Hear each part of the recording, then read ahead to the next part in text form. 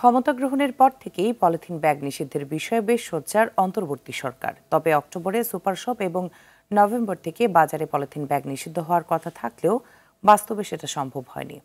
এ পর্যন্ত অভিযানে 4টি উৎপাদনকারী প্রতিষ্ঠান বন্ধ, প্রায় 26 লাখ টাকা জরিমানা সহ 50,000 কেজি পলিথিন জব্দ করে পরিবেশ অধিদপ্তর।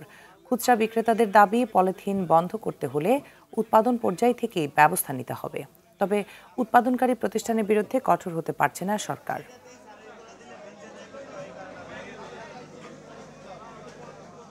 পাট মন্ত্রণালয় নাকি পলিথিন একটা বাইর করছে, তো ওটা বাজারে অ্যাভেলেবেল না, কিংবা কোনো দোকানেও নাই। শপিং ব্যাগ, পাড়ের ব্যাগ এগুলি তো পর্যাপ্ত পরিমাণ নাই।